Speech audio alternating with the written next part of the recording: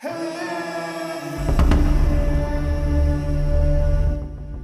tidak teman-teman kalian lihat pertandingan ini? Ramesbabu Pragnananda versus Dingleren Meltwater Champion Chess Tour 2022. Luar biasa in-game-nya teman-teman. Saya berpikir awalnya ini akan remis, tetapi salah satu dari pemain memiliki ide yang sangat cemerlang, mengorbankan kualitas perwira.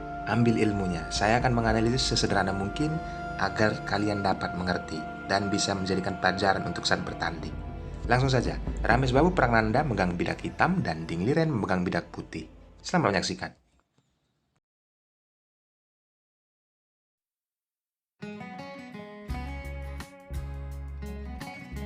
Dingleren mengawali dengan kuda F3 dan Ramesbabu Pragnananda menaikkan pion D2 langkah. Putih menaikkan pion G1 langkah persiapan gajah ke G2 dan hitam menaikkan pion C2 langkah. Jelas terlihat. Dengan kondisi seperti ini terjadilah pembukaan King's Indian Attack. Setelah gajah naik ke G2, hitam menaikkan kuda ke C6. Lalu putih menaikkan pion D mengajak pertukaran, tetapi itu diabaikan. Hitam menaikkan kuda ke F6. Setelah putih melakukan rokade sayap raja, langkah hitam menjaga posisi pion. Pion E naik ke E6. Lagi-lagi, Dingleren mengajak pertukaran pion dan kali ini disambut oleh Pragnananda. Hitam pukul pion C dan putih pukul pion C kembali. Terlihat posisi pengajakan pertukaran menteri dan disambut oleh Pragnananda. Setelah benteng memukul menteri, Pragnananda langsung mengambil pion dengan gajah. Terlihat seperti gratisan tetapi nanti itu akan kembali normal teman-teman. Setelah kuda mengancam pion, lihat, pion diberikan secara gratis agar kondisi perwira dimiliki oleh putih tidak terhambat ya. Apabila itu dipertahankan, sama saja nantinya akan diancam terus oleh gajah petak hitam. Setelah hitam melakukan rokade pendek, lalu putih menaikkan kuda mengancam gajah. Di sini gajah mundur ke E7. Perhatikan langkah dari putih mengajak pertukaran kuda. Dan kuda diancam 2 kali. Langsung saja, Pragnananda menukarkan kudanya. Setelah kuda pukul kuda, lalu pion pukul kuda. Setelah hitam menaikkan kuda ke D5, persiapan jelas ya mengambil posisi untuk strategi melangkah serangan ke depannya. Putih menaikkan gajah ke D2, mengantisipasi langkah kuda. Lanjut, Pragnananda mencoba melakukan penyerangan menggunakan pion dari sayap raja. Dan manuver kuda dilakukan oleh putih ke A5. Setelah kuda diancam, langsung kuda masuk ke C6 mengancam gajah. Kondisi pertukaran perwira sepertinya akan terjadi teman-teman setelah gajah menempatkan di F6 lalu putih menaikkan pion A1 langkah. Hitam menaikkan gajah dan mengancam kuda. Kuda tidak banyak langkah ya. Tidak ada pilihan langkah, maka dari itu putih menukarkan, tetapi dia memukul kuda dan hitam memukul gajah. Lihat kondisi pada saat kuda diancam, dia mundur karena sudah ada yang membackup pion D4. Gajah kembali masuk ke A6, berusaha mengancam pion dan raja membackup pion tersebut. Lalu benteng ditempatkan untuk mengancam kuda 2 kali. Mudah saja, pion F dinaikkan 2 langkah untuk melindungi kuda.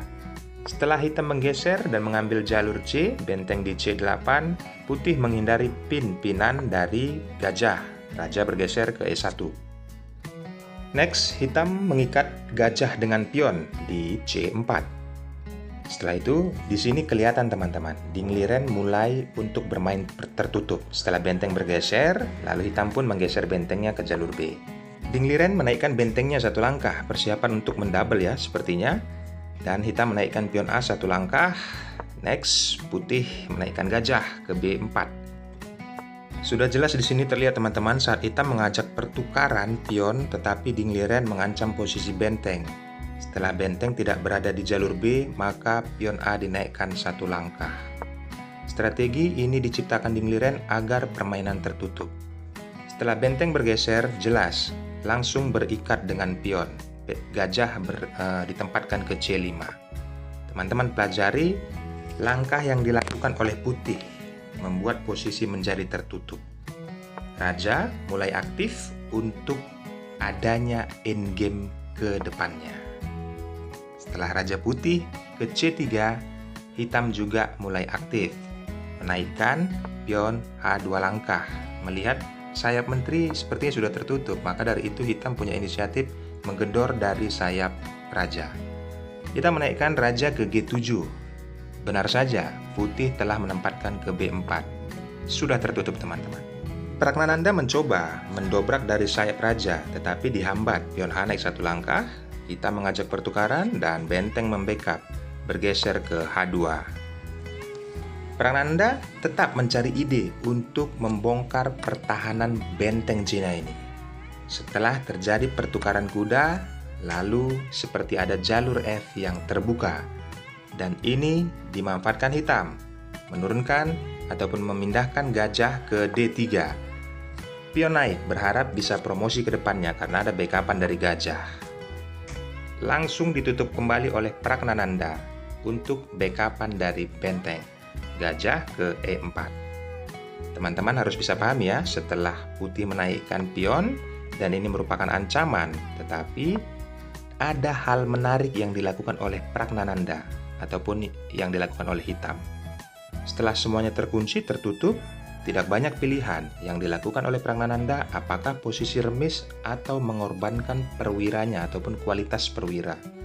Di sini sebenarnya sudah kelihatan teman-teman, pada saat dia sudah menggeser bentengnya ke jalur E, maka putih menaikkan benteng dan tebak langkah yang dilakukan oleh Pragnananda merubah semuanya.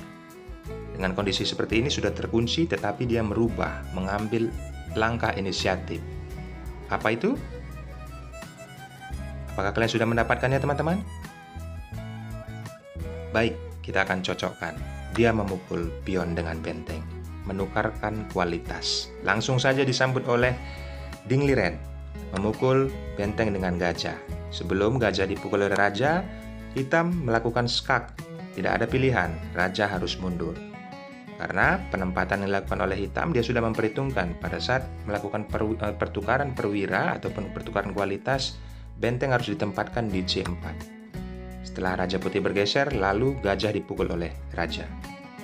Kondisi ini sudah berubah teman-teman. Jika diperhatikan bagaimana konsep yang dibangun Pragnananda untuk mendapatkan serangan walaupun pertukaran perwira kualitas, tetapi dia menginginkan pertukaran benteng kembali agar pion bisa selaras untuk promosi. Nah, dengan kondisi seperti ini, dia belum menerima teman-teman. Belum menerima untuk pertukaran benteng. Dan setelah benteng diancam oleh pion, maka putih mundur ke C1. Kita berandai dulu. Apabila tadi putih langsung memukul, maka langsung terjadi seperti ini. Nah, seperti itu dia konsepnya teman-teman. Sudah sangat terikat, ada gajah yang mengawal pion untuk promosi ke depannya. Makanya putih ataupun Ding Liren tidak memukul benteng pada saat bentengnya diancam oleh pion. Walaupun di sini putih bisa menggeser bentengnya, tetapi raja juga bisa mengejar pion, mendapatkannya secara gratis. Kita kembali ke partai aslinya, maka dari itu waktu benteng diancam, putih mundur, benteng ke C1. Inilah partai aslinya. Lanjut, Pragnananda melanjutkan aksinya, raja bergeser ke jalur C untuk mengejar pion, lalu putih menggeser bentengnya ke jalur D. Jelas terlihat ada ancaman kepada pion setelah raja bergeser. Benteng mundur ke D1, tetapi langsung diancam oleh gajah. Wajib bergeser.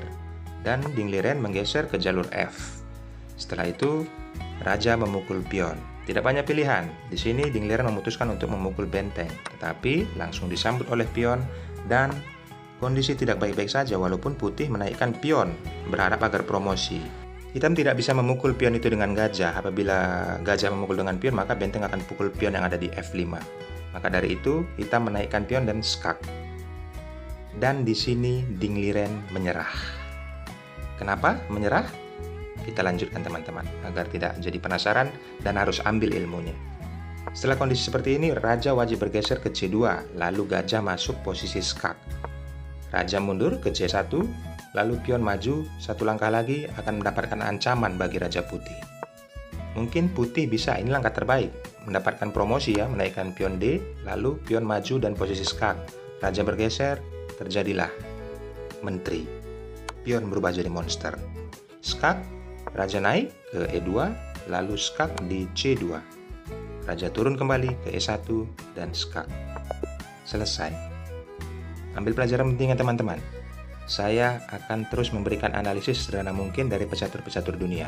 Untuk itu, jangan lupa like, komen, dan subscribe, nyalakan loncengnya. Akhir kata, saya ucapkan, thanks and God bless. Bye-bye.